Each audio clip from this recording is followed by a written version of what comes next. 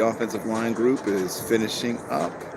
Um, there are some guys exchange information. Going to have a few of the guys that have played either tackle or guard, but have not really played center before, are working on a few snaps.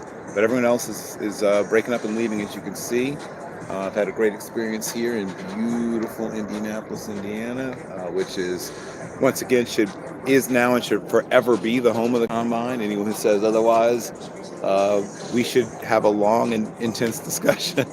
It is the perfect place to have a combine. So I'll give you a few more seconds of these guards and tackles who are being asked to show they can snap the football. Let's do that for a couple minutes. It was a very impressive group all around. The tight ends, like I said, we talked about earlier, the lines that tested, only about 3 of them tested, above average. A couple of them tested average, and then a lot of them tested poorly. That's just factual information, historically speaking. And, the quarterbacks were uneven. Like I said, in my opinion, Dart was the one that was most consistently impressive, but even he, had some moments that weren't great. And then it's between Milroe and possibly Shuck. I'd probably put Milroe be slightly ahead of Shuck, and then Howard. And then the rest of the quarterbacks are players that will probably be fighting for a spot on a roster as quarterback 3 or quarterback 2 types. We have 2 surefire starters and then a couple of possible developmentals. And then, like I said, there's a drop off at the quarterback position after that. I guess it'd be remiss in. I should probably also mention that it was a terrific wide receiver group.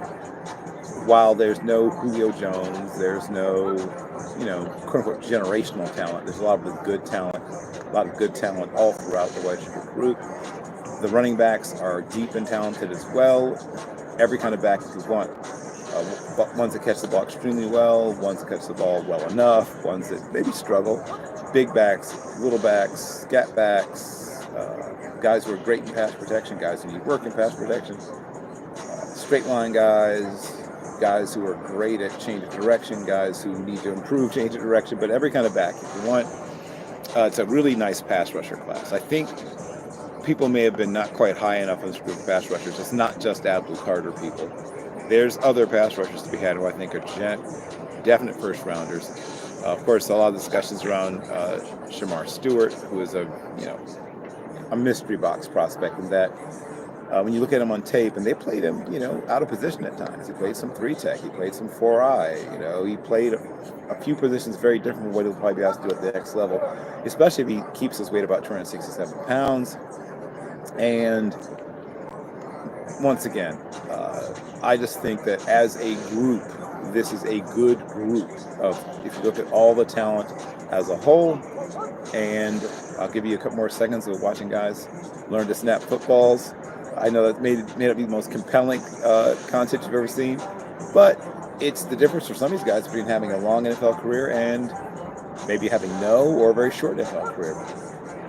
Some teams only carry 7 or 8 dressed offensive linemen for an NFL football game. That means that if 2 guys go down, right, you've got your 5 starters and 2, at most 3 reserves. At least one of those guys has to be able to play center in case your center gets hurt.